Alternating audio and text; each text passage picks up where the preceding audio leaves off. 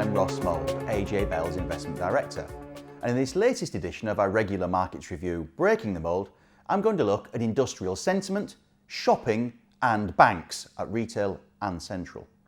All of these are capable of causing a fuss in the week ahead because on Monday, Tuesday and Wednesday, the 1st to 3rd of August, we get the latest UK sentiment surveys or Purchasing Managers Indices, PMIs. These indicators are then likely to be closely watched by the Bank of England, where the Monetary Policy Committee will make its latest interest rate decision on Thursday the 4th of August. While on the corporate front, just to top it all off, we've got a trading statement from FTSE 100 Retailer Next on Wednesday the 3rd, and first half results from Megabank HSBC on Friday the 5th. So, lots to pack in. Let's get motoring with the PMIs, those Purchasing Managers Indices. Manufacturing, then construction, then services on 1, 2, 3 August. Simply put, any score above 50 suggests future growth, any score below 50 could warn of a future downturn. The good news is manufacturing improved in June, but services slid and construction actually went below 50. Now those surveys were taken mainly before the EU referendum vote on the 23rd of June. The new ones that will be have been taken entirely after, so the trend could be informative and may help to shape the Bank of England's latest moves on the 4th of August, a day after the services PMI. Now, Bank of England Governor Mark Carney's already dropped heavy hints that a rate cut could be in the offing, although the Monetary Policy Committee then surprised everybody by voting 8-1 in July against taking any action.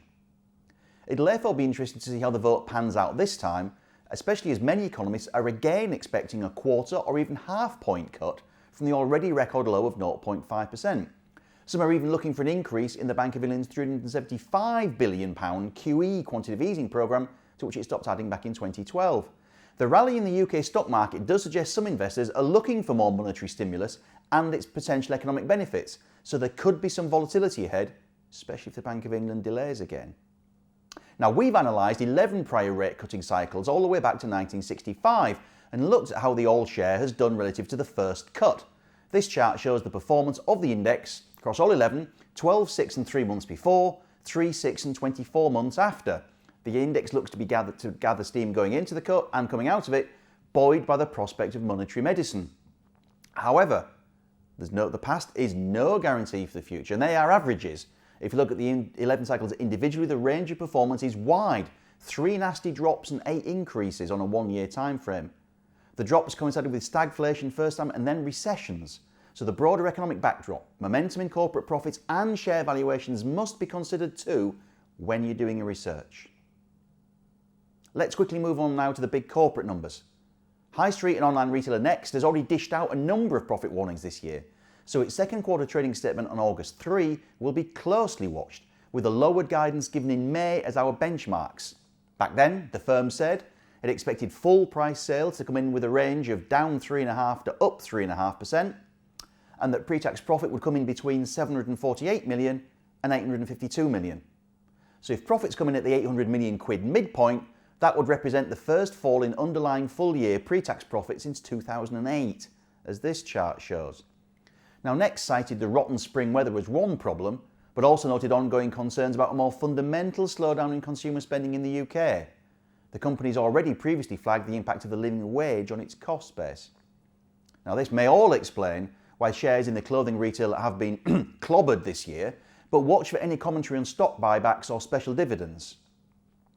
Finally, let's turn to HSBC's interims on Friday the 5th, when Royal Bank of Scotland also reports, by the way. HSBC shares have actually rallied in the wake of the EU referendum vote, helped by its substantial Asian and US exposure, which mean the majority of the bank's profits come from outside the UK. That may be no bad thing if the pound stays weak, and particularly if you fear a recession is coming here in Britain. At the first quarter stage, pre-tax profits at HSBC fell 14% year on year on a stated basis and 18% on an adjusted one. They're our benchmark for the first half, though note that analysts for the full year on average are looking for just a 5% decline. Also watch the dividend, 10 US cents in Q2 last year and Q1 of this year. Although earnings cover does look skinny, Chief Exec Stuart Gulliver has made it clear the 51-cent full-year dividend will not be cut. With a sterling dollar cross rate of around 131, that equates to 39p a share, enough for nearly an 8% yield, one of the 10 highest in the FTSE 100, assuming you agree with Gulliver the payment is safe. Thank you for watching, and I look forward to seeing you next time.